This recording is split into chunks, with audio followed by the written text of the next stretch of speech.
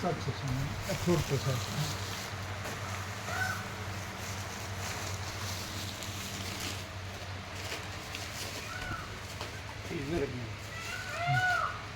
Description फुलवरी हाँ ये प्रसाद व्यापक प्रसाद हाँ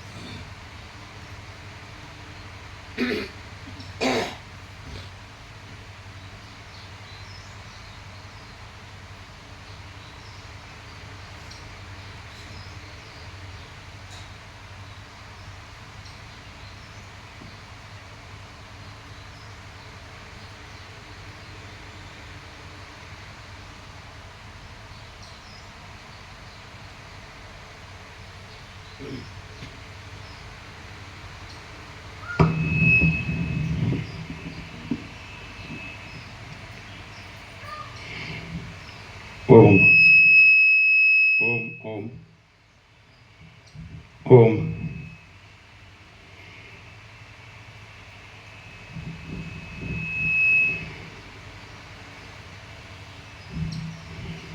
परम चिदाकाश परम ज्योति अखंड ज्योति महाचिदाकाश स्वयं प्रकाश संपूर्ण प्रकाश पूर्ण ब्रह्म अनंत तेज घन अनंत चेत घन परमाकाश केवल अनंत अनंत शुद्ध तेज घन परमाकाश अखिल आत्मा पूर्ण ब्रह्म परमात्मा परम चिदाकाश परम ज्योति अखंड ज्योति अनंत पूर्ण परम चिदाकाश परम शांति स्वयं सिद्ध स्वयं प्रकाश स्वयं पूर्ण स्वस्वरूप यही सब कुछ है, इसके सिवा कुछ नहीं है। शून्यभास अनंत कोटि महाकल्प है ही नहीं। महाचिदाकाश स्वयं प्रकाश संपूर्ण प्रकाश महाचिदाकाश ज्योति अनंत अखंड अभेद महाचिदाकाश ज्योति महातत्व महासामान्य परम चिदाकाश अनंत पूर्ण निरपेक्ष सत अनंत संपूर्ण अपरिगी निर्भ्रांत निरपेक्ष बसित राम निर्वाण उत्तरार्ध राउंड 41मो राउंड।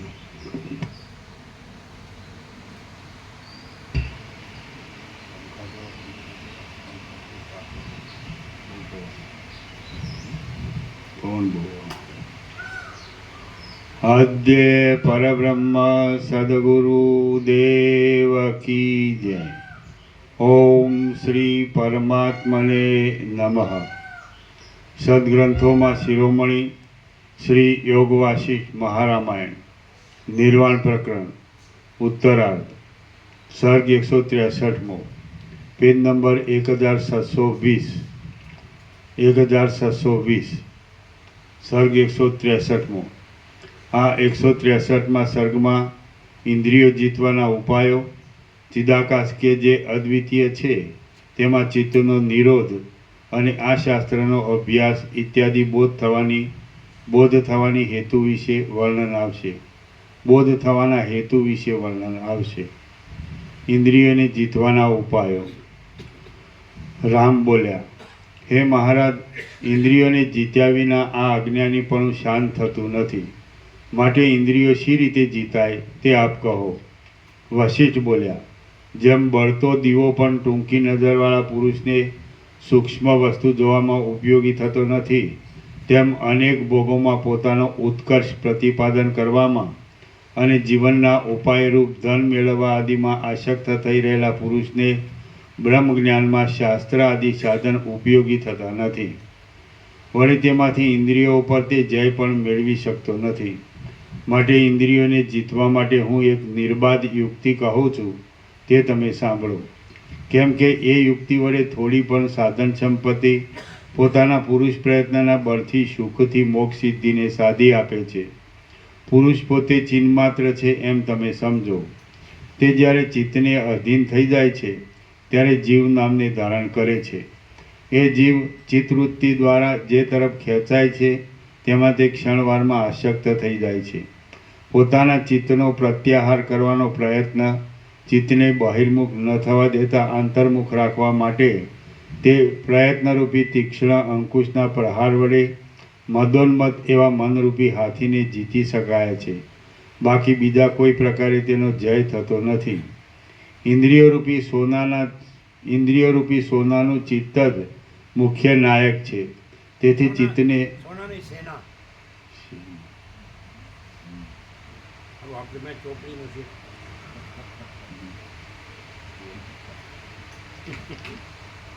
इंद्रियों पर सोनानी थी गई ये मुश्किल इंद्रियोरूपी सेनानुं चित्त ज मुख्य नायक छे। तेथी चित्तने जीती लेवाथी इंद्रियो जीताई ज जाय छे। जेम के पगरखा पहेरेला पुरुषने कंटक आदि नड़ता नथी, तेथी तेने आखी पृथ्वी चामडाथी मढेली होय तेम जणाय छे। पोताना जीवात्माने हृदयमां ब्रह्मनी साथे एक करी दई स्थिर थई रहेनारा तत्वज्ञ पुरुषनुं मन पोतानी मेळे शरद ऋतुना झाकळनी पेठे समी जाय छे। हे प्रिय रामचंद्रजी, जीव चैतन्यने योग द्वारा ब्रह्ममां रोकी राखवाथी जेवुं चित्त शांतिने प्राप्त थाय छे तेवुं तप, तीर्थ, विद्या अने यज्ञ आदि क्रियाओना समूहो वडे ते शांति पामतुं नथी। जे कांई विषय बलात्कारथी स्मरण पथमां आवे तेनो अधिष्ठान चैतन्यमां लय करी देवो। पोताना निश्चय वडे तेनुं स्मरण करी देवुं। पोताना निश्चय वडे तेनुं विस्मरण ज करवुं।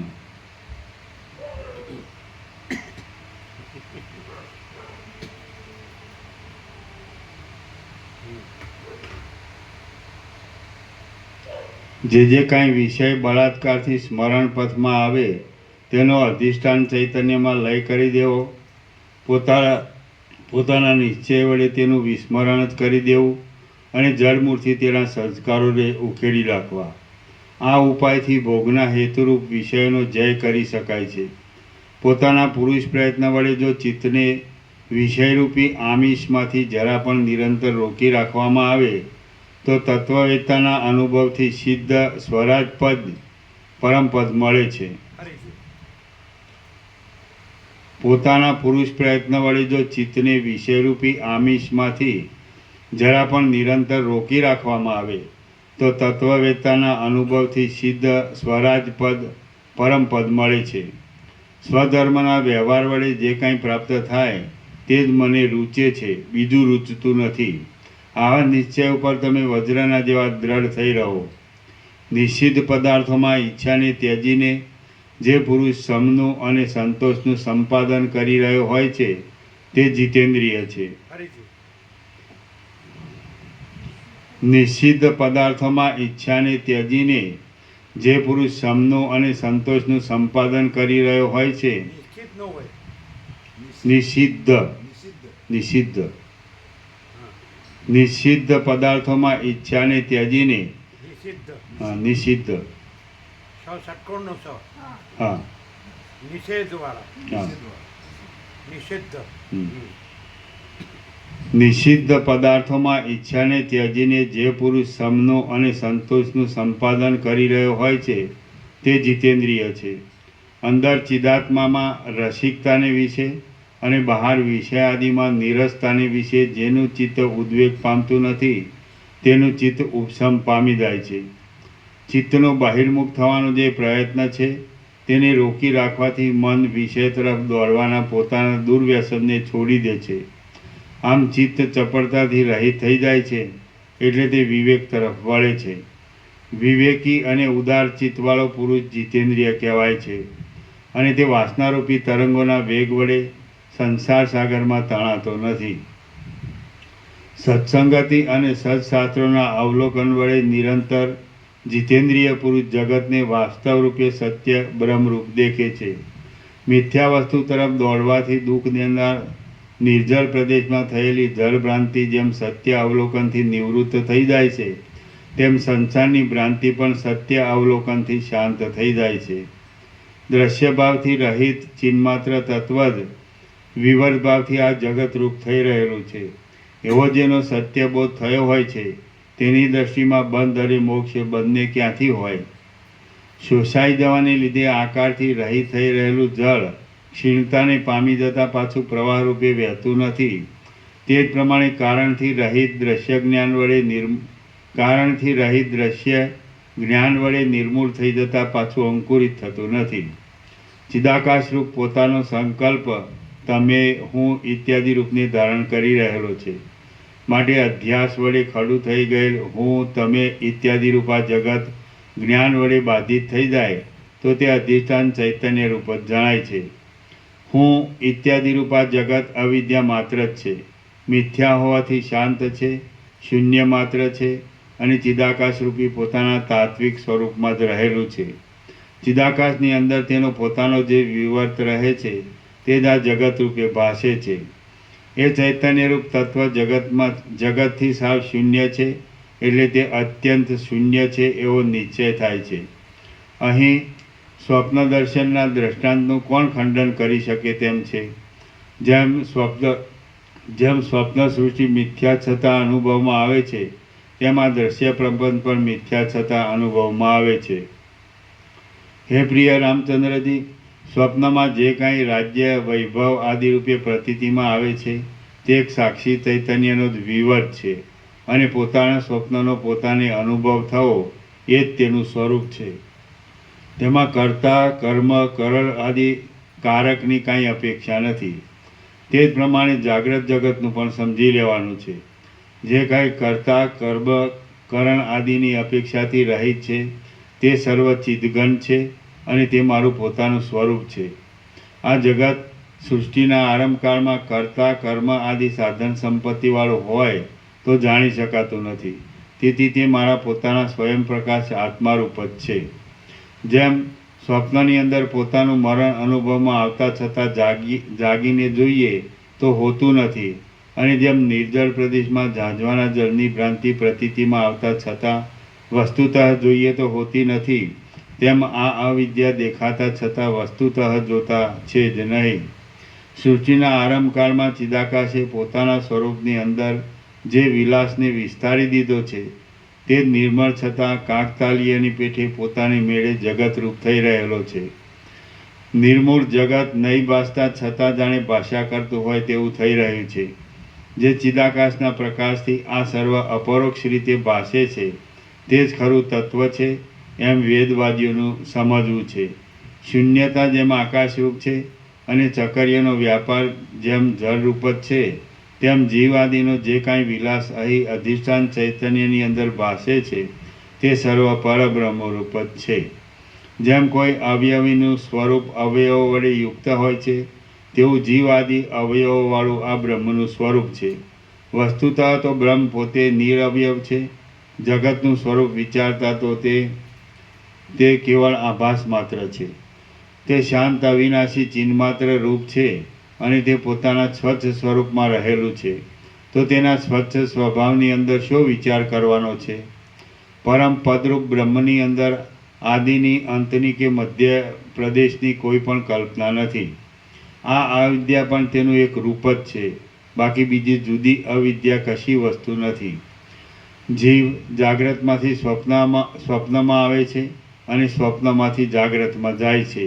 તે પ્રબુદ્ધ હો કિંવા અપ્રબુદ્ધ હો, પરંતુ સદા એક રૂપે સાક્ષી રૂપે જ રહેલો છે. સ્વપ્નની અને જાગ્રતની અંદર સુષુપ્તિ તથા તુર્ય એ બંને સદાકાળ રહેલા છે, અને વિવેક બુદ્ધિવાળો પુરુષ જાગ્રત અને સ્વપ્ન એ બંનેને એક તુર્ય રૂપ જ સમજે છે. પ્રબોધવાળા પુરુષની દ્રષ્ટિમાં જાગ્રત, સ્વપ્ન અને સુષુપ્તિ એ સર્વ તુર્ય રૂપ જ છે. તેની દ્રષ્ટિમાં અવિદ્યા છે જ નહીં. તે દ્વૈત પ્રપંચમાં રહ્યા છતાં અદ્વૈત દ્રષ્ટિમાં જ રહે છે. અવિદ્યાથી રહિત થઈ ગયેલા તત્વજ્ઞ પુરુષમાં દ્વૈત, અદ્વૈત, હું, તમે અને અમુક આ પદાર્થ એવી કાંઈ કલ્પના પણ ક્યાંથી હોય? અને સાવ શૂન્ય ભાવની કલ્પના પણ કેવી હોય? દ્વૈત અદ્વૈતના પક્ષથી ઉત્પન્ન થયેલી વાક્યરચનાના વિલાસ વડે કિંવા ભ્રાંતિ વડે અવિવેકી બાળકો ક્રીડા કરે છે, પરંતુ જ્ઞાનવૃદ્ધ પ્રૌઢ પુરુષો તેને હસે છે. દ્વૈત અદ્વૈતના પક્ષથી ઉત્પન્ન થયેલી વાક્યરચનાના વિલાસ વડે કિંવા ભ્રાંતિ વડે અવિવેકી બાળકો ક્રીડા કરે છે, પરંતુ જ્ઞાનવૃદ્ધ પ્રૌઢ પુરુષો તેને હસે છે. દ્વૈત અદ્વૈત સંબંધની વિવાદની ઈચ્છા હૃદયરૂપી આકાશની અંદર એક મંજરીના જેવી છે. તે વિના પ્રબોધરૂપ આકાશની બરાબર શુદ્ધિ થતી નથી. માટે મેં પણ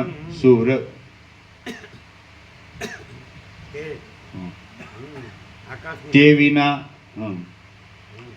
દ્વૈત અદ્વૈત સંબંધી વિવાદની ઈચ્છા હૃદયરૂપી આકાશની અંદર એક મંજરીના જેવી છે. તે વિના પ્રબોધરૂપ આકાશની બરાબર શુદ્ધિ થતી નથી. શુદ્ધિ નહીં, બરાબર નથી. તે વિના પ્રબોધરૂપ આકાશ તેને લીધે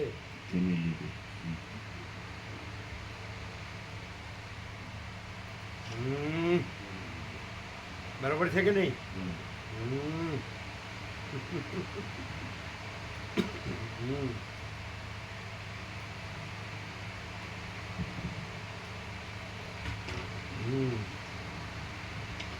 દ્વૈત અદ્વૈત સંબંધી વિવાદની ઈચ્છા હૃદયરૂપી આકાશની અંદર એક મંજરીના જેવી છે. તેને લીધે પ્રબોધરૂપ આકાશની અંદર પ્રબોધરૂપ આકાશની બરાબર શુદ્ધિ થતી નથી. માટે મેં પણ સુહૃદ બાળને સ્વીકારી લઈ વિવાદ વડે અહીં દ્વૈતાદ્વૈત સંબંધી ચર્ચા કરેલી છે, અને તે હૃદયરૂપી ઘરની અંદર અવિદ્યારૂપી ભસ્મને સાવરણીની પેઠે દૂર કરી દે છે. યોગ્ય અધિકારી પુરુષો અવિદ્યારૂપી કચરો નીકળી ગયા પછી બ્રહ્મમાં જ ચિત્ત રાખી રહે છે. બ્રહ્મમાં જ પ્રાણને ધારણ કરી રહે છે. પરસ્પર બોધ કરે છે, ભગવદ્ ગુણનું વર્ણન કરે છે, શુભ વાર્તાલાપ કરે છે અને પ્રસન્ન થઈ આનંદ પામે છે. આવી રીતે અવિચ્છિન્ન ભક્તિ વડે પ્રીતિપૂર્વક બધનારા અને નિરંતર વિચારયુક્ત વિવેકી અધિકારીઓને હું એવી ઉત્તમ બુદ્ધિનો યોગ આપું છું કે જેથી તેઓ એ અવિનાશી પદને પ્રાપ્ત થાય છે. એકમાત્ર તૃણની પણ રક્ષા કરવા માટે યત્ન કરીને ઉપાય સાધવામાં આવે છે તો જ તે ઉપયોગી થાય છે. તો પછી ત્રૈલોક્યના અનેક સમૂહને આચ્છાદન કરી દેનારું બ્રહ્મરૂપ તત્વજ્ઞાન યત્ન વિના કેમ સિદ્ધ થાય? જે ઉત્તમ સ્થિતિ પાસે પ્રસરી રહેલું તથા આત્મા સંબંધી દુઃખથી રહિત અને હૃદયમાં રહેલ અધમ કામને જીતવામાં અસમર્થ આ આખું જગત જે ઉત્તમ સ્થિતિ આગળ ઉપહાસના સ્થાનરૂપ થાય છે તે જ્ઞાનમય ઉત્તમ સ્થિતિનો લાભ વિના યત્ને શી રીતે મળે? રાજ્ય આદિ સુખ તો મનનો એક અંકુર છે અને તે તો શા હિસાબમાં છે? પરંતુ તત્વજ્ઞાનથી થતી એક ઉત્તમ વિશ્રાંતિ આગળ ઇન્દ્રપદ પણ ઘાસના જેવું અતિ તુચ્છ છે. પરંતુ તત્વજ્ઞાનથી થતી એક ઉત્તમ વિશ્રાંતિ આગળ ઇન્દ્રપદ પણ ઘાસના એક અતિ તુચ્છ જેવું છે. અજ્ઞાનરૂપી નિદ્રામાં સૂતેલા અને દ્રશ્ય વિષયભોગમાં આસક્ત રહેલા અવિવેકી મનુષ્યો જેમ દ્રશ્યને અતિ આસક્તિથી જુએ છે તેમ શાંત તત્વજ્ઞ મહાત્માઓ દ્રશ્યમાં આસક્તિ બાંધતા નથી.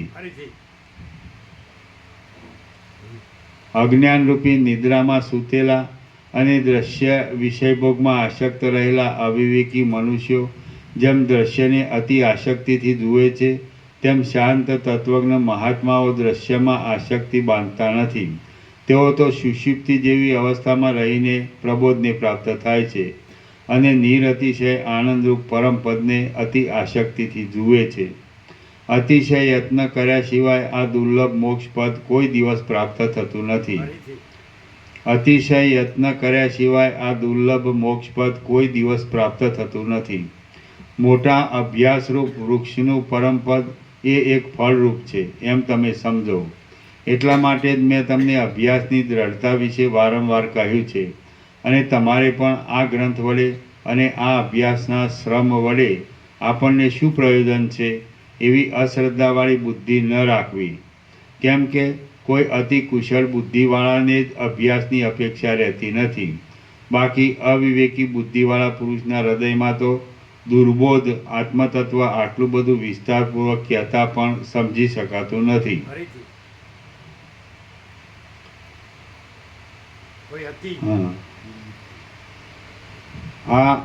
આ ગ્રંથ વડે અને તમારે પણ આ ગ્રંથ વડે અતિ બુદ્ધિવાળાને જ જરૂર નથી. હા, કેમ કે કોઈ અતિ કુશળ બુદ્ધિવાળાને જ અભ્યાસની અપેક્ષા રહેતી નથી. બાકી અવિવેકી બુદ્ધિવાળા પુરુષના હૃદયમાં તો દુર્બોધ આત્મતત્વ આટલું બધું વિસ્તારપૂર્વક કહેતા પણ સમજી શકાતું નથી. આ શાસ્ત્રનું વારંવાર આવર્તન કરવામાં આવે, ઘણા લાંબા સમય સુધી તેનો આસ્વાદ લેવામાં આવે અથવા તેનું શ્રવણ કરવામાં આવે કે તેની કથા કરવામાં આવે તો અજ્ઞાની પણ તત્વજ્ઞ બની જાય છે. જે માણસ આ શાસ્ત્રનું એકવાર અવલોકન કરીને આપણે એ જોઈ લીધું છે એમ કંઈ છોડી દે છે તે અધમ પુરુષને બીજા સામાન્ય શાસ્ત્રોમાંથી ભસ્મનો પણ લાભ થતો નથી. જે માણસ આ શાસ્ત્રનું એકવાર અવલોકન કરીને આપણે એ જોઈ લીધું છે એમ કંઈ છોડી દે છે તે અધમ પુરુષને બીજા સામાન્ય શાસ્ત્રોમાંથી ભસ્મનો પણ લાભ થતો નથી. આ આખ્યાન ઉત્તમ છે.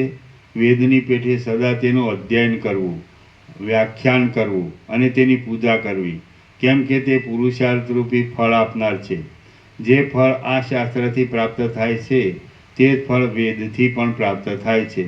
આ શાસ્ત્રનું જ્ઞાન મળવાથી કર્મ અને જ્ઞાન એ બંને પવિત્રતાને પ્રાપ્ત થઈ જાય છે. વળી આ શાસ્ત્ર જાણ્યાથી વેદાંતનો તર્કપૂર્વક સિદ્ધાંત જણાઈ જાય છે. તેમજ આ આખ્યાન શાસ્ત્ર દ્રષ્ટિમાં પણ ઉત્તમ ગણાયેલું છે. આ તમને હું દયાદ્રપણાથી કહું છું, માયા વડે કહેતો નથી. આ હું તમને દયાદ્રપણાથી કહું છું, માયા વડે કહેતો નથી. તમે પણ આ શાસ્ત્ર વિચારવાથી આ દ્રશ્ય સમૂહને માયારૂપ મિથ્યા સમજશો. માટે આનો વિચાર કરો. આ ઉત્તમ શાસ્ત્ર વિચારતા જે બોધોનો લાભ થાય છે તેથી જેમ લવણના યોગ્ય યોગથી અથાણાં રુચિકર થાય છે, તેમ બીજા શાસ્ત્રો રુચિકર થાય છે. આ આખ્યાન અનાર્ય છે એમ સમજી તેનો અનાદર કરશોમાં.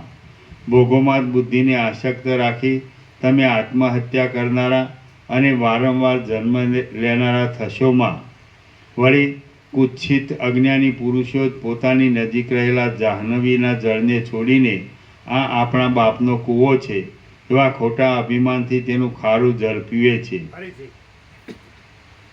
વળી કુત્સિત અજ્ઞાની પુરુષો જ પોતાની નજીક રહેલા જાહ્નવીના જળને છોડીને આ આપણા બાપનો કૂવો છે એવા ખોટા અભિમાનથી તેનું ખારું જળ પીવે છે. તે પ્રમાણે તમે પણ જન્મ પરંપરામાં અજ્ઞાની રહેવા માટે નિરંતર વિરુદ્ધ વિચારવાળા ન થાઓ. સર્ગ 163મો સમાપ્ત. સર્ગ 164મો. આ 164મા સર્ગમાં બ્રહ્મભાવનો આવિર્ભાવ થતાં જીવભાવ અને જગતભાવની નિવૃત્તિ થઈ જતાં જીવ જગત અને બ્રહ્મ એ સર્વના એક સરખાપણા વિશે વર્ણન કરવામાં આવશે. ફરીથી. આ 164મા સર્ગમાં બ્રહ્મભાવનો આવિર્ભાવ થતાં જીવભાવ અને જગતભાવની નિવૃત્તિ થઈ જતાં જીવ જગત અને બ્રહ્મ એ સર્વના એક સરખાપણા વિશે વર્ણન કરવામાં આવશે. જીવ જગત અને બ્રહ્મનું ઐક્ય. વશિષ્ઠ બોલ્યા, ચિદાત્મારૂપી સૂર્યના કિરણના સમૂહની અંદર જગતો સ્ફુરી રહ્યા છે. તેમની અંદર પ્રસિદ્ધ રૂપે જણાતા જીવરૂપી પરમાણુઓ ચિદાત્મારૂપી સૂર્યના જેવા જ છે. તેથી તેમનું નિરવયવપણું સિદ્ધ થાય છે.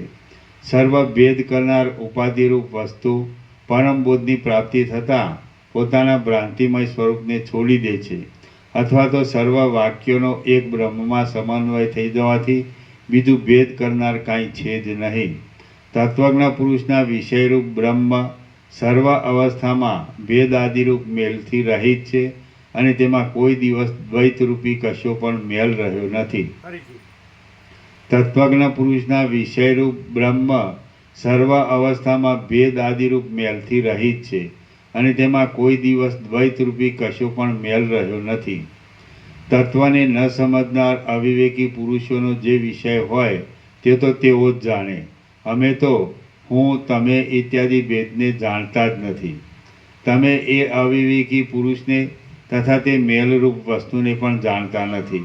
આ અમુક રૂપ છે, આ હું અમુક રૂપ છું, અમુક મૂર્ખ છે અને અમુક સત્ય છે એવી ભેદ ભરેલી બુદ્ધિ તત્વજ્ઞમાં સંભવતી નથી. આ તમે કે અમે? આ તમે કે અમે? હું અમુક રૂપ છું. અમે તો હું તમે ઇત્યાદિ ભેદને જાણતા જ નથી. પછી તમે એ અવિવેકી પુરુષને તથા તે મેલરૂપ વસ્તુને જાણતા પણ નથી. તમે નહીં, અમે. તમે હમ.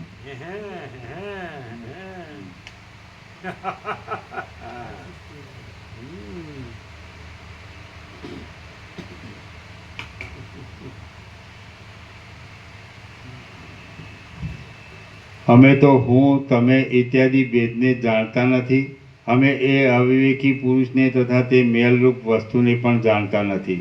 તમે નહીં, આ અમે. હા, અમે એ અવિવેકી પુરુષને તથા તે મેલરૂપ વસ્તુને પણ જાણતા નથી. આ અમુક રૂપ છે, હું અમુક રૂપ છું, અમુક મૂર્ખ છે અને અમુક સત્ય છે એવી ભેદ ભરેલી બુદ્ધિ તત્વજ્ઞમાં સંભવતી નથી. ફરીથી. આ હું અમુક રૂપ છું, અમુક મૂર્ખ છે અને અમુક સત્ય છે એવી ભેદ ભરેલી બુદ્ધિ તત્વજ્ઞમાં સંભવતી નથી. કેમ કે દેવભૂમિરૂપ મેરુ પર્વતમાં ઝાંઝવાનું જળ ક્યાં હોય? જેમ એક જ દ્રવ્યના તાત્વિક નિશ્ચય પર સ્થિર રહેલા પુરુષના ચિત્તની અંદર તેનાથી વિરુદ્ધ ભ્રાંતિઓ પેદા થતી નથી. ફરીથી. જેમ એક જ દ્રવ્યના તાત્વિક નિશ્ચય પર સ્થિર રહેલા પુરુષના ચિત્તની અંદર તેનાથી વિરુદ્ધ ભ્રાંતિઓ પેદા થતી નથી, તેમજ તત્વના વાસ્તવિક નિશ્ચય ઉપર આરૂઢ થઈ રહેલા તત્વજ્ઞની અંદર પણ બીજી ભ્રાંતિઓ ઉત્પન્ન થતી નથી. ફરીથી. તેમજ. તેમજ તત્વના વાસ્તવિક નિશ્ચય ઉપર આરૂઢ થઈ રહેલા તત્વજ્ઞની અંદર પણ બીજી ભ્રાંતિઓ ઉત્પન્ન થતી નથી. આ દ્રશ્ય હતું નહીં, ઉત્પન્ન પણ થયું નથી, હમણાં વિદ્યમાન પણ નથી અને હવે પછી પણ થશે નહીં. ફરીથી. આ દ્રશ્ય હતું નહીં, ઉત્પન્ન પણ થયું નથી, હમણાં વિદ્યમાન પણ નથી અને હવે પછી પણ થશે નહીં. પરંતુ વિવેક વડે જોતા સદરૂપ બ્રહ્મ જ વિવર્ત ભાવથી આવા રૂપે રહ્યું છે. ચિદાકાશના વિલાસને જો જગતરૂપ સમજવામાં આવે તો પોતાના શુદ્ધ બ્રહ્મરૂપ આત્મામાં સ્થિર થઈ શકાય છે. ચિદાકાશના વિલાસને જો જગતરૂપ સમજવામાં આવે તો પોતાના શુદ્ધ બ્રહ્મરૂપ આત્મામાં સ્થિર થઈ શકાય છે. અને તેવી જીવન મુક્ત દશામાં વિવેકી પુરુષો જગતને જ્ઞાનરૂપ જ સમજે છે, પણ તેને જળ રૂપે દેખતા નથી. સ્વપ્નને વિશે અને મનોરાજ્યમાં કલ્પી લીધેલા નગરોને વિશે જેમ સ્વચ્છ ચિદાકાશ વિના બીજું કશું પણ નથી, તેમ જાગ્રત રૂપ પ્રતીતિમાં આવતા આ જગતની અંદર પણ ચિદાકાશ વિના બીજું કાંઈ નથી. ફરીથી. સ્વપ્નને વિશે અને મનોરાજ્યમાં કલ્પી લીધેલા નગરોને વિશે જેમ સ્વચ્છ ચિદાકાશ વિના બીજું કશું પણ નથી, તેમ જાગ્રત રૂપ પ્રતીતિમાં આવતા આ જગતની અંદર પણ ચિદાકાશ વિના બીજું કાંઈ નથી. વળી નિરાકાર એવા જીવોનું રૂપાંતર પણ થતું નથી. પ્રથમ આ કશું પણ ઉત્પન્ન થયેલું જ નથી અને જે કાંઈ ચેતન સત્તાથી ભાસે છે, ભારે છે.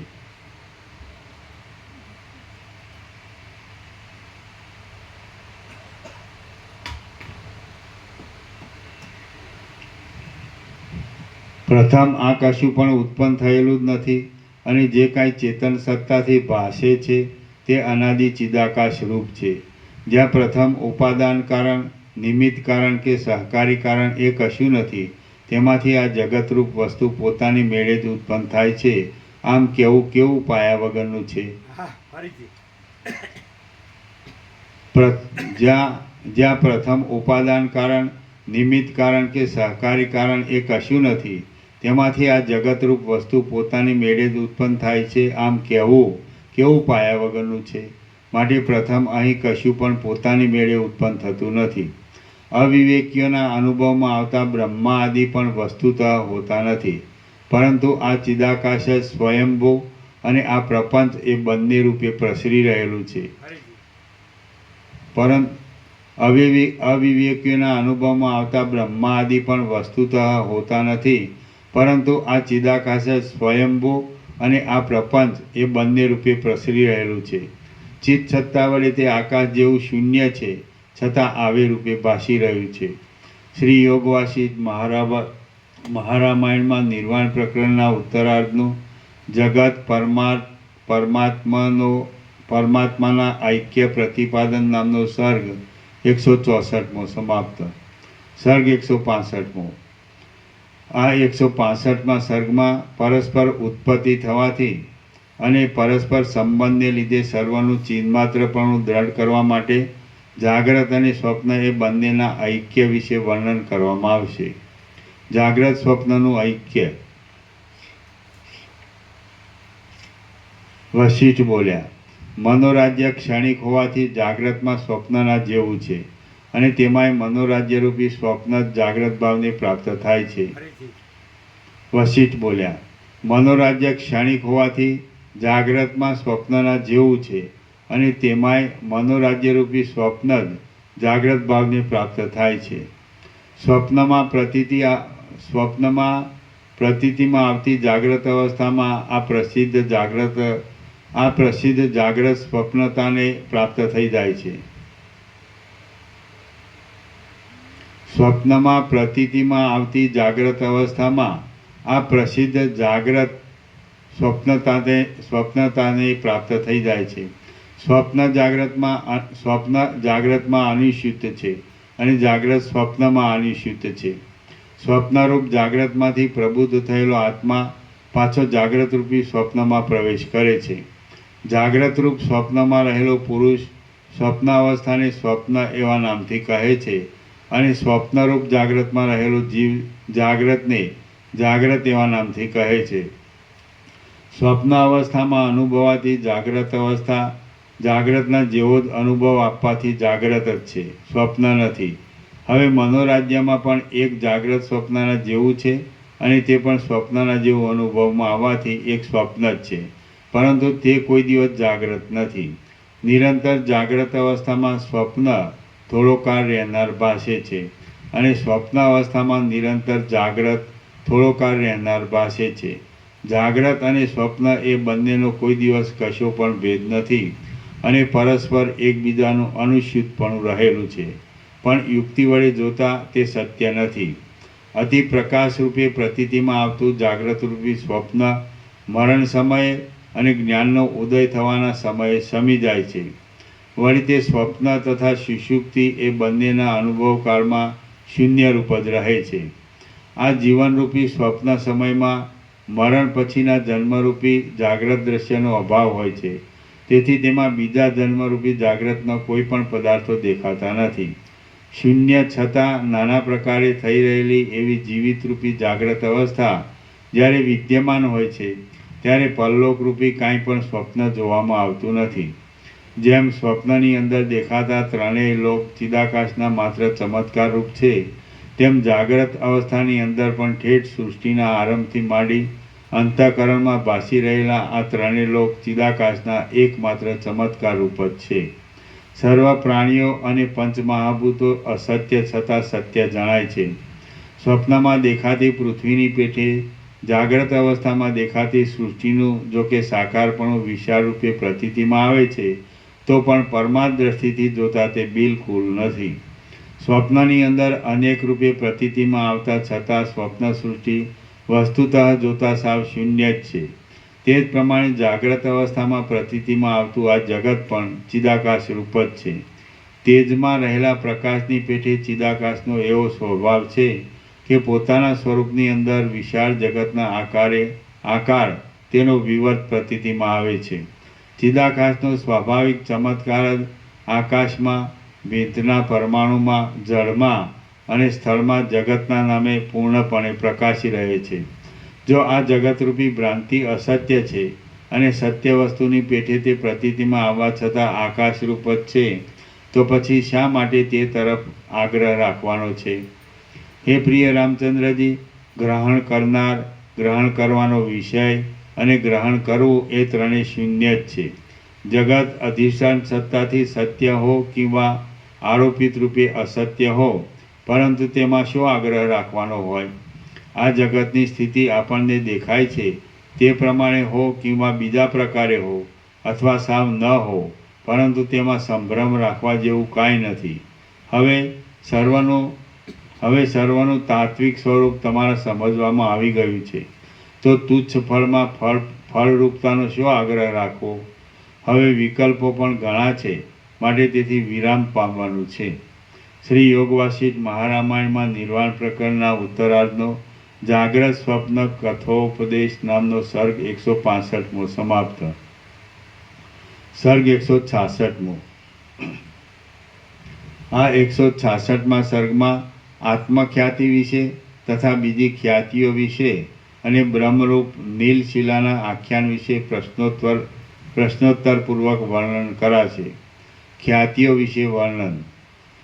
વશિષ્ઠ બોલ્યા, સાર્થક એવો આત્મશબ્દ અને ખ્યાતિ શબ્દ એ બંનેથી રહિત આ આત્મખ્યાતિ છે એમ તમે સમજો, અને તે શિલાના અંદરના ગર્ભ જેવી.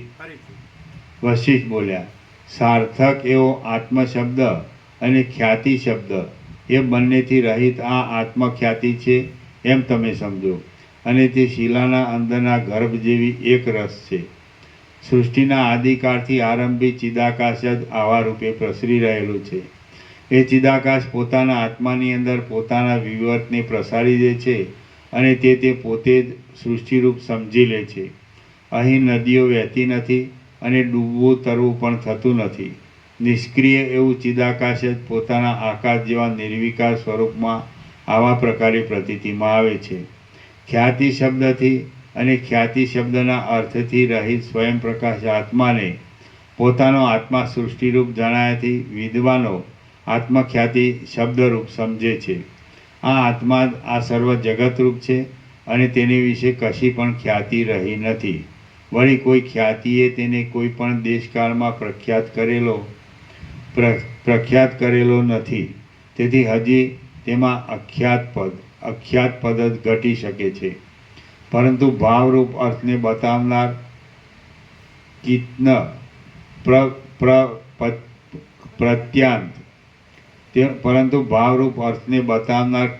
પ્રત્યાંત અખ્યાતિપદ તેમાં ઘટતું નથી.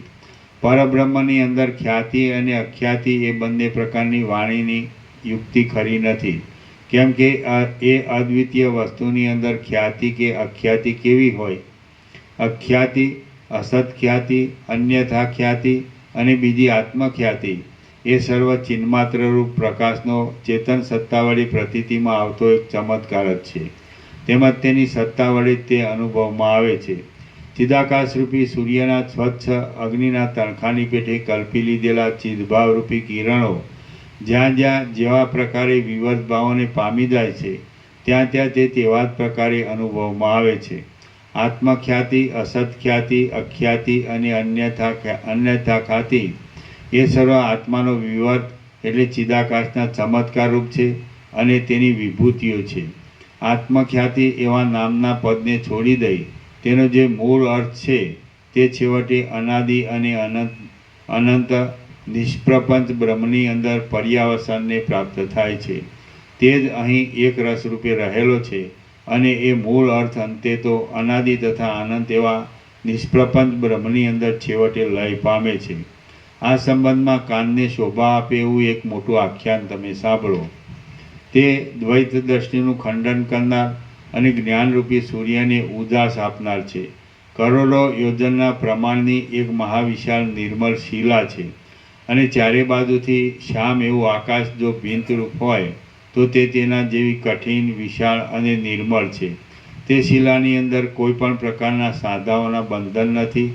તે ઘાટી છે, વજ્રના જેવી દ્રઢ કિંવા સ્થિર છે, અત્યંત પુષ્ટ છે, કઠિન જઠરને ધારણ કરનારી છે અને આકાશના જેવી નિર્મળ છે. અસંખ્ય કલ્પોના સમૂહ સુધી તે અવિનાશી છે, ઘાટા અંગવાળી છે, મનોહર અવયવ વડે રમણીય છે અને નિર્મળપણાથી તે આકાશરૂપ જ જણાય છે. તેની વિશિષ્ટ જાતિ, વિશિષ્ટ એટલે વિજાતીય વસ્તુથી જુદી પાડનારી જાતિ, જેમ કે બ્રાહ્મણ જાતિ, ક્ષત્રિય જાતિ આદિ કે જે તે વ્યક્તિને ઇતર વ્યક્તિથી જુદી પાડવામાં ઉપયોગી થાય છે. તેની વિશિષ્ટ જાતિ કોઈના જાણવામાં આવતી નથી. તેમજ કયા દેશમાં, કયા કાળમાં અને કયા પ્રકારે થઈ તે પણ કદી કોઈના જાણવામાં નથી. વળી તે દ્રઢ છે, અનંત છે, કઠિન છે, વજ્રના જેવી બળવાન તથા સ્થિર છે અને અવિનાશી છે. પંચ મહાભૂતો અને ચારે પ્રકારના પ્રાણીઓથી રહિત તેના જઠરની અંદર અનેક પદ્મના સમૂહો, શંખો, ગદાઓ તથા ચક્રો આદિ રેખારૂપે અને તેના અંગરૂપે રહ્યા છે. એ શિલાના ગર્ભની અંદર આકાશ, વાયુ, જળ, તેજ અને પૃથ્વી ઇત્યાદિ જગત હતું જ નહીં, પરંતુ તેણે પોતાની રેખાના જ એ સર્વ નામો પાડ્યા હતા અને દેહોરૂપી રેખાઓની અંદર પોતાની જીવ એવી સંજ્ઞા પાડી હતી. રામ બોલ્યા, શિલા સ્વાભાવિક રીતે જડ જ હોય છે, તો તેમાં ચૈતન્ય ક્યાંથી હોય? અને જો જડ હોય તો પછી તે પોતાની રેખાના આકાશ, વાયુ આદિ નામો કેમ કલ્પી શકે? વશિષ્ઠ બોલ્યા, વિશાળ અને ઉજ્જવળ એ શિલા ચેતન પણ નથી અને જડ પણ નથી. તેની જાતિ કોણ જાણી શકે? અને તે વખતે ત્યાં બીજો કોણ હોય? રામ બોલ્યા, શિલાના ગર્ભમાં રહેલી રેખાને કોણ દેખે છે અને શી રીતે દેખે છે? એ શિલાની અંદર કોણે એ વિચિત્ર રેખાઓ આલેખી, ક્યારે આલેખી અને શી રીતે આલેખી? આપ તે મને કહો. વશિષ્ઠ બોલ્યા, એ અતિ દ્રઢ શિલા કોઈથી ભેદી શકાય કે આલેખી શકાય તેવી નથી. તેમજ તેનો કોઈ ભેદનાર કે આલેખનાર પણ નથી. આ સર્વ અપાર અને અનંત દેહવાળી એ શિલાથી વ્યાપ્ત છે. એ શિલાના ગર્ભની અંદર અનંત વૃક્ષો, પર્વતોના સમૂહો, નગરો અને ગામો અનંત રેખાઓ રૂપે રહેલા છે. તેમાં પ્રતિમાની પેઠે દેવતાઓ અને દૈત્યો સ્થૂળ અને સૂક્ષ્મ રૂપે તથા સાકાર નિરાકાર રૂપે રેખાના આકારે રહેલા છે. તેની અંદર મહાવિશાળ આકાશ નામની એક મોટી રેખા રહી છે અને તેના મધ્યમાં બીજી સૂર્યચંદ્ર એવા નામને ધારણ કરનારી ઉપરેખાઓ પણ રહી છે.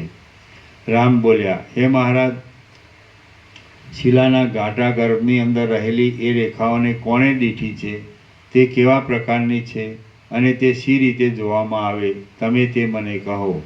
વશિષ્ઠ બોલ્યા, હે રામચંદ્રજી, શિલાના ગર્ભની અંદર રહેલી એ સર્વ રેખાઓ એવા જ પ્રકારની મેં જોઈ છે. જો તમારી ઈચ્છા થતી હશે તો તમે પણ સમાધિ વડે તે જોઈ શકશો. રામ બોલ્યા, એ શિલા તે વજ્રના જેવી દ્રઢ છે અને તેને ભાંગીને તેની અંદર જોઈ શકાય તેમ નથી. છતાં તમે તેની અંદર રહેલી એ રેખાઓ શી રીતે જોઈ? વશિષ્ઠ બોલ્યા, હે રામચંદ્રજી, આ હું વશિષ્ઠ નામનો દેહધારી પણ એ શિલાના ગર્ભમાં રહેલો હોવાથી એક રેખારૂપ જ છું. તેથી ત્યાં રહી હું એ સર્વ રેખાઓના સમૂહને નિર્બાધપણે દેખું છું. બાકી બીજા પ્રકારે તે શિલાને ભાંગવાને કોણ સમર્થ થઈ શકે? હું તો એ શિલાની અંદર જ રહ્યો હતો, તેથી શિલાની અંદર રહેલા સર્વ સમૂહોને દેખતો હતો. રામ બોલ્યા, એ શિલા કઈ? તમે પોતે કોણ અને ક્યારે રહ્યા છો? આપ મને તે કહો. અને વળી આ શિલાના નામથી તમે શું કહ્યું તથા શું દીઠું તે કહો. વશિષ્ઠ બોલ્યા, આ મેં તમને જે શિલાના નામથી વચન રચના વડે વર્ણવી બતાવી છે તે પરમાત્માની મહાસત્તા જ છે. વશિષ્ઠ બોલ્યા, આ મેં તમને જે શિલાના નામથી વચન રચના વડે વર્ણવી બતાવી છે તે પરમાત્માની મહાસત્તા જ છે. બાકી કાંઈ બીજી વિશાળ શિલા નથી. પરમાત્માની મહાસત્તારૂપ શિલાના છિદ્રરહિત ગર્ભની અંદર આપણે સર્વ એ શિલાના માસની પેઠે રહ્યા છીએ. આકાશ એ પરમાત્માની મહાસત્તારૂપ શિલાના એક અંગરૂપ છે એમ તમે સમજો. વાયુ પણ એ શિલાના અવયવરૂપ છે. ક્રિયા, શબ્દ, વાસના અને કાળની કલ્પના એ પણ શિલાના અંગરૂપ જ છે. પૃથ્વી, જળ, તેજ, વાયુ, આકાશ, મન, બુદ્ધિ અને અહંકાર એ સર્વ તે શિલાના એક અવયવરૂપ કહેવામાં આવે છે. આપણે સર્વ પરમાત્માની મહાસત્તારૂપી એ શિલાના માસની પેઠે તેની અંદર જ રહેલા છીએ. આપણે સર્વ પરમાત્માની મહાસત્તારૂપી એ શિલાના માસની પેઠે તેની અંદર જ રહેલા છીએ. આપણે વસ્તુતઃ કાંઈ તેનાથી જુદા નથી, પરંતુ આપણે જુદા છીએ એમ ભ્રાંતિ વડે સમજીએ છીએ. આ એક ચિન્માત્ર તત્વરૂપી અતિ મોટી વિશાળ, પરંતુ આપણે જુદા છીએ. આપણે તેનાથી જુદા નથી. એની ઉપરથી હા, આપણે સર્વ પરમાત્માની મહાસત્તારૂપી એ શિલાના માસની પેઠે તેની અંદર જ રહેલા છીએ. આપણે વસ્તુતઃ કાંઈ તેનાથી જુદા નથી, પરંતુ આપણે જુદા છીએ એમ ભ્રાંતિ વડે સમજીએ છીએ. આ એક ચિન્માત્ર તત્વરૂપી અતિ મોટી વિશાળ શિલા છે. તે વિના જો બીજું કાંઈ હોય તો ક્યાં છે અને શું છે એ તમે જ કહો. જેમ જળ તરંગ રૂપે ભાસે છે અને જેમ સ્વપ્નની અંદર પોતાનો શુદ્ધ આત્મા ઘટ, પટ, ખાડા ઇત્યાદિ રૂપે દેખાય છે, તેમ જાગ્રતમાં પણ શુદ્ધ આત્મા ઘટ, પટ, ખાડા ઇત્યાદિ આકારે જણાય છે. આ સર્વ બ્રહ્મ વડે ભરપૂર છે. ચિન્માત્ર તત્વ વડે ઘટપણે વ્યાપ્ત છે. પારમાર્થિક સત્ય તત્વ વડે એક રસ થઈ રહેલું છે અને સર્વ બ્રહ્મરૂપ હોવાથી એક રસ છે એમ વિવેકીઓ સમજે છે. આ સર્વ પ્રપંચ છિદ્રથી રહિત છે, અનાદિ છે, અનંત છે અને મધ્ય ભાગથી પણ રહિત મહાચૈતન્યરૂપી શિલાના એક ગર્ભરૂપ છે. વળી તે બ્રહ્મરૂપ આત્માએ પોતે જ પોતાની કલ્પના વડે જગત, સૃષ્ટિ, ભુવન, દ્રશ્ય ઇત્યાદિ નામોની ઘટના કલ્પી લીધેલી છે. શ્રી યોગ વાસિષ્ઠ મહારામાયણમાં નિર્વાણ પ્રકરણના ઉત્તરાર્ધનો શિલોપાખ્યાન નામનો સર્ગ 166મો સમાપ્ત.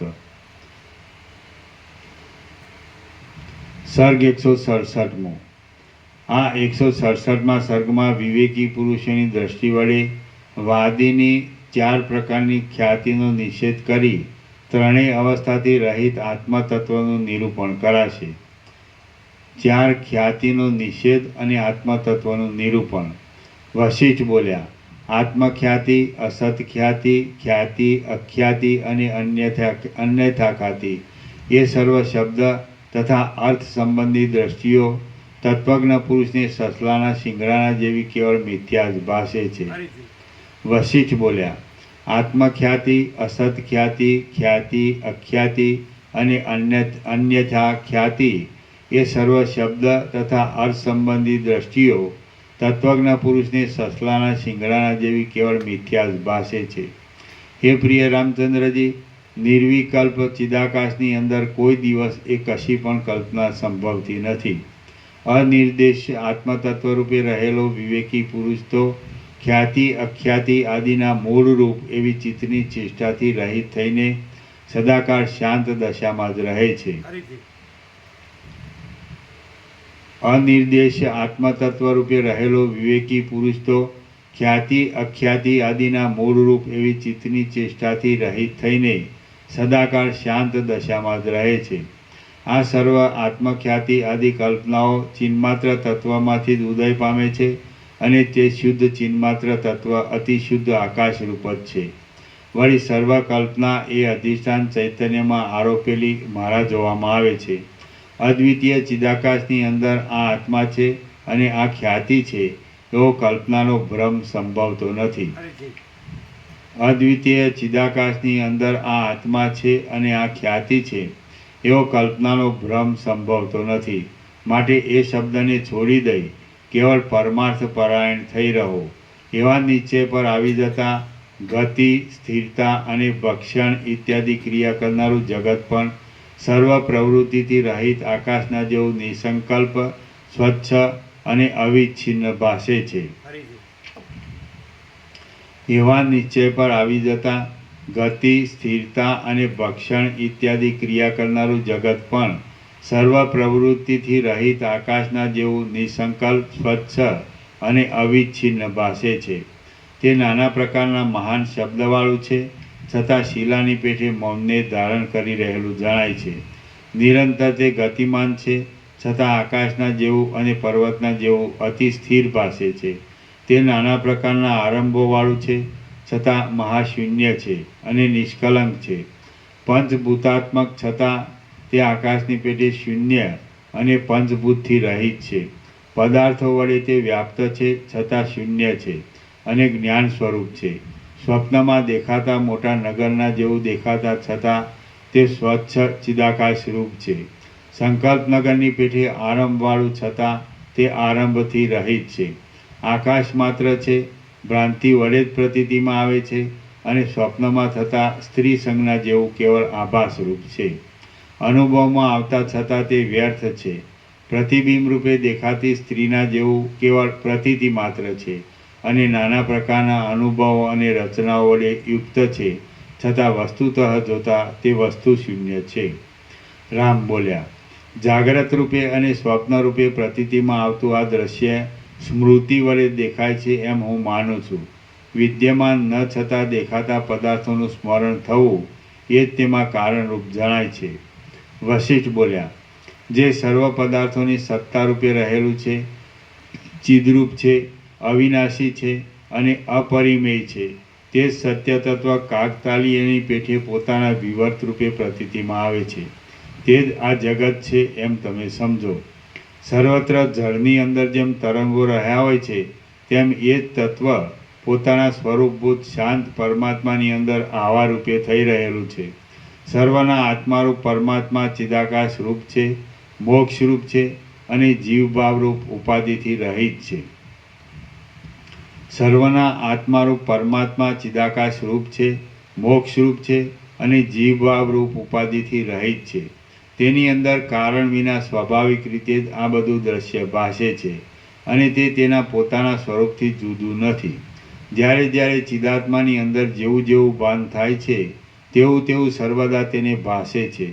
જ્યાં કાંઈ પણ ભાસતું નથી, ત્યાં કોઈ સમયે તેની દ્રષ્ટિમાં કાંઈ જ નથી. આત્મા પોતે બ્રહ્મરૂપ છે. બ્રહ્મના વિવર્ત રૂપે અનેક આકારે ભાસતા પોતાના સ્વચ્છ સ્વભાવમાં તેણે પોતાના સ્વરૂપને નહીં છોડતા પંડે જ ચેતનપણાથી અમુક જાગ્રત છે, અમુક સ્વપ્ન છે, અમુક સુષુપ્તિ છે અને અમુક તુર્ય છે એવી સંજ્ઞાઓ કલ્પી લીધેલી છે. વળી તેણે જ બ્રહ્મ, આત્મા ઇત્યાદિ સંજ્ઞાઓ પણ કલ્પેલી છે. વસ્તુતઃ જોતા સ્વપ્ન પણ નથી, જાગ્રત પણ નથી, સુષુપ્તિ પણ નથી, તુરીય પણ નથી અને તેથી જુદું બીજું કાંઈ પણ નથી, કિંતુ સર્વ પરમ શાંત ચિદાકાશ રૂપ છે. પરંતુ ફરીથી પરંતુ હા, પરંતુ કિંતુ સર્વ પરમ શાંત ચિદાકાશ રૂપ છે. હા ફરીથી કિંતુ સર્વ પરમ શાંત કિંતુ સર્વ પરમ શાંત ચિદાકાશ રૂપ છે. અથવા તો આત્મા સદા જાગ્રત હોવાથી આ સર્વ સદૈવ જાગ્રત રૂપ છે. અથવા તો સદાકાળ આ સર્વ ભ્રાંતિ માત્ર હોવાથી સ્વપ્ન રૂપ છે. અથવા તો સર્વ સદાકાળ અવિદ્યારૂપી આવરણ વડે આચ્છાદિત હોવાથી સુષુપ્તિ રૂપ છે. અથવા તે સદાકાળ આ સર્વ આત્મારૂપ હોવાથી તુરીય રૂપ છે. અથવા તો સર્વદા ત્રણેય અવસ્થાની અપ્રસિદ્ધિને લીધે તુરીય રૂપ નથી. અમે નિર્વિકલ્પ દશાને લીધે શાંત રૂપને ધારણ કરી રહ્યા છીએ. ફરીથી અમે નિર્વિકલ્પ દશાને લીધે શાંત રૂપને ધારણ કરી રહ્યા છીએ. તે આ સર્વ વાતને જાણતા નથી. ફરીથી અમે નિર્વિકલ્પ દશાને લીધે શાંત રૂપને ધારણ કરી રહ્યા છીએ. તે આ સર્વ વાતને જાણતા નથી. ચિદાકાશ રૂપ મહાસાગરના મહાવિશાળ ઉદરની અંદર શૂન્યતારૂપી જળ રહ્યું છે અને તેમાં ફીણના જેવું કિંવા પરપોટાના જેવું આ જગત છે. ચિદાકાશના એક વિવર્તરૂપ સ્વપ્નની અંદર દેખાતી વસ્તુ સત્ય હો કિંવા અસત્ય હો, પરંતુ તે વસ્તુ જ્યારે જેવા જેવા પ્રકારે કલ્પવામાં આવે છે ત્યારે તેવા તેવા પ્રકારે તે અનુભવાય છે. તે જ પ્રમાણે જાગ્રતનું પણ સમજવું. આ એક ચિદાકાશનો વિવર્ત જ છે અને તે પોતાની કલ્પના પ્રમાણે ભાષે છે. ચિદાકાશ પોતાના શુદ્ધ સ્વરૂપમાં રહેલું છે. ચિદરૂપ સત્ય તત્વ પોતાના ચિદરૂપમાં રહેલું છે અને તે આત્મારૂપે સર્વત્ર પ્રસરી રહેલું છે. જ્ઞાન સ્વરૂપ આત્મા ચિદાકાશની એક મજ્જારૂપ છે અને તે સર્વદા આવા રૂપમાં જ રહેનાર છે. તે ઉદયને કે અસ્તને પ્રાપ્ત થતો નથી અને આ જગત એક તેના અવયવ રૂપ છે. મહાપ્રલય અને સૃષ્ટિ આદિ કાળના વિભાગોમાં મહાપ્રલય રૂપ રાત્રિઓની અને સૃષ્ટિરૂપી દિવસોની સ્થિતિ છે. તેઓ તે મહાપ્રલય આદિ આપણા કેશ નખ આદિની પેઠે પરમાત્માના જ અવયવ રૂપ થઈ રહ્યા છે. બ્રહ્મની જગતરૂપે પ્રતીતિ થાય કે ન થાય એ વાત એક બાજુએ રહી, પરંતુ તેનું ચિદરૂપ કે માયારૂપ એ મહાચૈતન્યનો એક સ્વભાવ છે. તેથી વાયુનું ચલન જેમ વાયુથી જુદું નથી તેમ તેનાથી જુદું નથી. માટે જાગ્રત શું છે, સ્વપ્ન શું છે, સુષુપ્તિ શું છે, તુરીય શું છે, સ્મૃતિ શું છે અને ઈચ્છા પણ શું છે, આ સર્વ ત્યાગ કરવા યોગ્ય વિચારો તુચ્છ છે. જ્યારે અંદર રહેલું પોતાનું આત્મચૈતન્ય જ બહારના પદાર્થો રૂપે ભાસે છે, ત્યાર પછી દ્વૈત ક્યાં રહ્યું? પદાર્થોની શોભા પણ ક્યાં રહી અને સ્મૃતિ પણ ક્યાં રહી? જેમ સૂર્યનારાયણનો આકાશમાં પ્રસરી રહેલો પ્રકાશ સૂર્યથી જુદો નથી, તેમ જે કાંઈ આ દ્રશ્ય પોતાને આત્માને ભાસે છે તે પોતાનો જ વિવર્ત છે અને ભેદથી રહિત છે. તેથી તેને જુદું કહી શકાતું નથી. જો કદાચિત બહારના પદાર્થો સત્ય હોય તો હજી તેના અનુભવથી થતી સ્મૃતિને સૃષ્ટિના આરંભકાળથી જગતની સ્થિતિના કારણરૂપ કહી શકાય. પરંતુ પ્રથમ સૃષ્ટિના આદિકાળમાં પંચ મહાભૂતોરૂપી કારણોના અભાવને લીધે પ્રાણીઓનો અત્યંત અસંભવ છે. તેથી આ બહારના કોઈ પદાર્થ જ નથી. અવિવેકીઓને પ્રતીતિમાં આવતું આ જગત આદિ અને હું અહંકાર આદિ પદાર્થ અવિચાર દ્રષ્ટિ વડે જોતા દેખાય છે. પણ વસ્તુતઃ જોતા જેમ સસલાને શિંગડું નથી, આકાશ વૃક્ષ નથી, વંધ્યા પુત્ર નથી અને કાળો ચંદ્રમા નથી, તેમ એ પણ કાંઈ નથી જ. હે રામચંદ્રજી, આ મોટા આકારવાળું જે જગત જોવામાં આવે છે તે સર્વ વિવેકીઓની દ્રષ્ટિમાં કોઈ પણ જાતનું રૂપ નથી. તે તો અખંડિત બ્રહ્મનું જ સ્વરૂપ છે. હે રામચંદ્રજી, એક રસ એવા ચિદાકાશની જ્ઞાનરૂપ મજ્જા નિરંતર રહ્યા છતાં જ્યારે જેવા જેવા પ્રકારે ઉદય પામે છે ત્યારે તેવા તેવા પ્રકારે ઉપચારથી વ્યવહારની અંદર તેનો ઉદય હસ્તકલ્પી લેવામાં આવે છે. જ્યારે તે આકાશની અંદર પોતાના આભાસને મિથ્યા છતાં પૃથ્વી આદિ રૂપે સમજે છે ત્યારે તે પૃથ્વી આદિ કલ્પનાને ધારણ કરી લે છે. જન્મ આદિ વિકારથી રહિત મહાચૈતન્ય કેવળ આકાશરૂપ પોતાના વિવર્તને પૃથ્વી આદિ રૂપે વ્યવહાર કરવાથી પૃથ્વી આદિ નામો વડે કહે છે. બાળક જેમ આકાશની અંદર પોતાના મનોરાજ્યના નગરને કલ્પી લે છે, તેમ અવિનાશી ચિદાકાશ આકાશના જેવા પોતાના સ્વરૂપની અંદર આ પૃથ્વી છે એવી કલ્પનાને ધારણ કરી લે છે. બાળક જેમ આકાશની અંદર પોતાના મનોરાજ્યના નગરને કલ્પી લે છે, તેમ અવિનાશી ચિદાકાશ આકાશના જેવા પોતાના સ્વરૂપની અંદર આ પૃથ્વી છે એવી કલ્પનાને ધારણ કરી લે છે.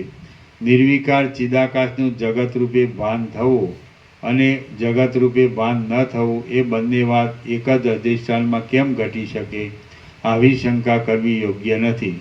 કેમ કે આકાશમાં રહેલો પવન જેમ ચપળતા અને સ્થિરતા બંનેને ધારણ કરે છે, તેમ સ્વભાવે જ એ પરમ તત્વ પણ સવિકલ્પ ભાવને અને નિર્વિકલ્પ ભાવને ધારણ કરે છે. વાસનાના ઉદય વડે જેમ જેમ એ ચિદાકાશ સ્ફુરણને ધારણ કરે છે, તેમ તેમ આ જગતનો ભાસ થાય છે. બાકી વાસ્તવિક રીતે નિરાકાર ચિદાકાશ પોતાના સ્વરૂપની અંદર રહેલું છે. આ પૃથ્વી આદિ કશું કોઈ કાળે સત્ય નથી. એ દ્રશ્ય જેવું ભાસતું હોય તેવું ભલે સુખથી ભાસો, એ પ્રતીતિમાં આવતા છતાં પણ ચિદાકાશરૂપ હોવાથી તેને સત્ય કે અસત્ય કાંઈ કહી શકાતું નથી. પ્રપંચનું સ્વરૂપ કાંઈ જ નથી, પરંતુ કાંઈ અનિર્વચનીય તો છે. આ જગત આવું છે કે આવું નથી, અને સત્ય છે કે અસત્ય છે ઇત્યાદિ યથાસ્થિત લોકપ્રચલિત વૃત્તાંતને પ્રાજ્ઞ પુરુષ જાણી શકે છે. બાકી બીજો મૂર્ખ તેને જાણી શકતો નથી. વિવેકી પુરુષ પોતે જ સર્વના હૃદયાકાશમાં આત્મા રૂપે રહેલો છે. વિવેકી પુરુષ પોતે જ સર્વના હૃદયાકાશમાં આત્મા રૂપે રહેલો છે. આથી તેના વિલાસ રૂપે પ્રકટ જણાતી દ્રશ્યની શોભામાંનું આ બાહ્ય બ્રહ્માંડ છે અને આ તેની અંદર રહેલું શરીર છે એવી ભેદની કલ્પના વડે નામોની રચના કરી છે. એ સર્વ ઘટના મહાચિત સત્તાની જ છે. અહીં બાહ્ય શું છે, અંદર શું છે, દ્રશ્ય શું છે અને દ્રશ્યપણું શું છે, સર્વ આવા રૂપે વિદ્યમાન છતાં શાંત પરમ મંગળરૂપ બ્રહ્મમય છે. સર્વ આવા રૂપે વિદ્યમાન છતાં શાંત પરમ મંગળરૂપ બ્રહ્મમય છે. આમ સમજીને પ્રણવમાં અભેદ કલ્પના વડે તેનો લય કરી દઈને તમે શાંત થઈ રહો. વાચ્ય અને વાચકની દ્રષ્ટિ રાખ્યા વિના શાસ્ત્રાર્થનો વિચાર થતો નથી. તે વિચાર પણ તેના વિકલ્પવાળા અવયવો સહિત કરાયો હોય તો જ સિદ્ધિ આપે છે. જેમ દીવા સિવાય રાત્રિએ અંધકારમાં ચાક્ષસ પ્રત્યક્ષ જ્ઞાન થતું નથી, તેમ તેવા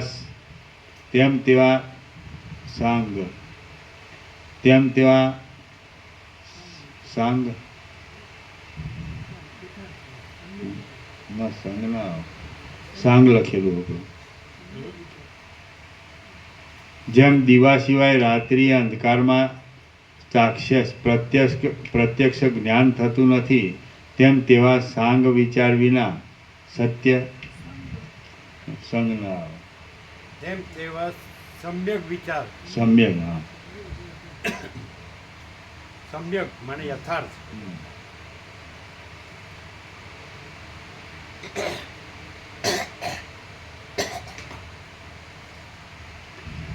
જેમ દીવા સિવાય રાત્રિએ અંધકારમાં સાક્ષાત પ્રત્યક્ષ જ્ઞાન થતું નથી, તેમ તેવા સમ્યક વિચાર વિના કશી પણ સિદ્ધિ થતી નથી.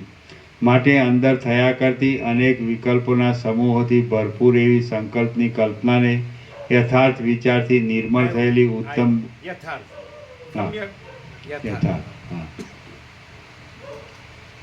માટે અંદર થયા કરતી અનેક વિકલ્પોના સમૂહોથી ભરપૂર એવી સંકલ્પની કલ્પનાને યથાર્થ વિચારથી નિર્મળ થયેલી ઉત્તમ બુદ્ધિથી દૂર કરો તથા સર્વશાસ્ત્રના સારરૂપ અને મહાપુરુષાર્થરૂપ અદ્વિતીય આત્મામાં મનને નિષ્ઠાવાળું રાખો. તેમજ આ સંસારમાંથી ઉડીને એક નિષ્ઠાથી ઉત્તમ મોક્ષ પદને પ્રાપ્ત થાઓ. ઉઠીને